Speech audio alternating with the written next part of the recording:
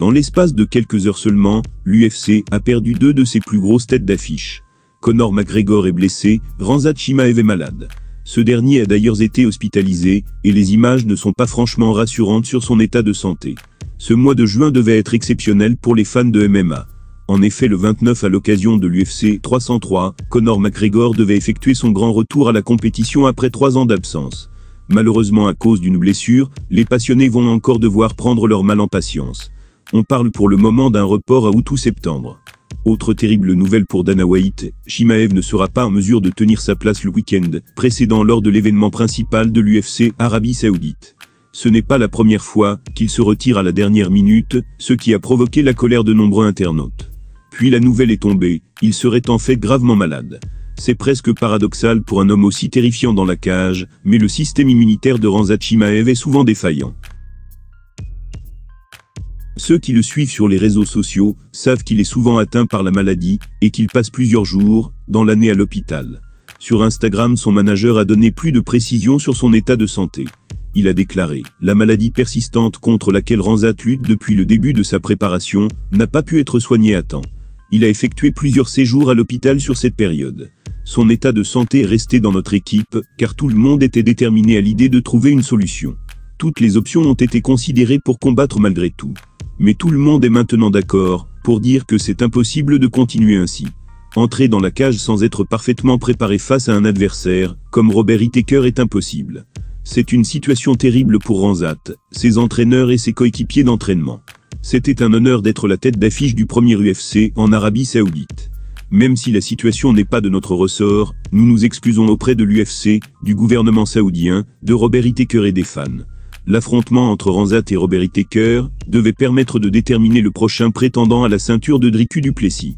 La santé de Borz ne lui permet malheureusement pas de se frotter à l'élite, encore une fois.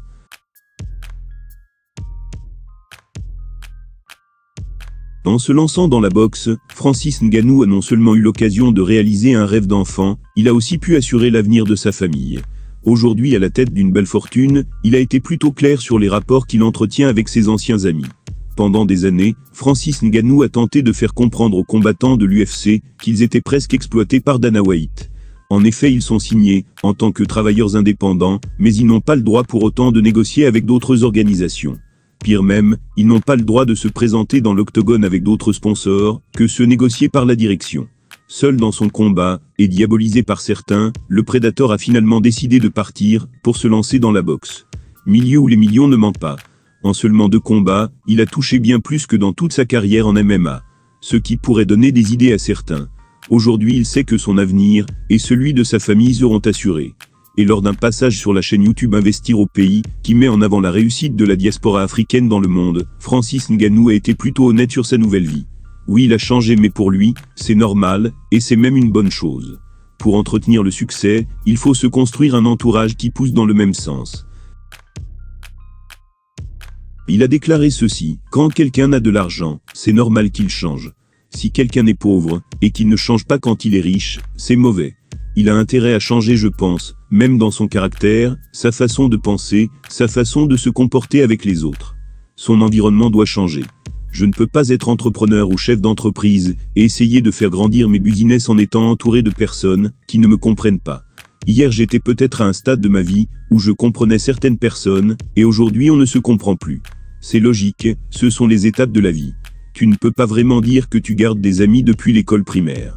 Quand tu arrives au collège, tu ne vas pas refuser de te faire des amis, parce que tu as encore ceux de primaire. Il y a des changements qui sont obligés dans la vie.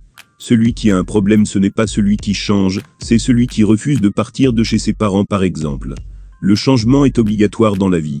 Et ceux qui critiquent le riche qui ne donne pas à ses amis, pourquoi ne cherchent pas à se faire de l'argent? Pourquoi l'autre devrait donner? Francis Ngannou est clair, il a changé depuis qu'il est multimillionnaire, et pour lui c'est une bonne chose. Il veut s'entourer de personnes qui comprennent ses ambitions, et surtout les enjeux de sa nouvelle vie.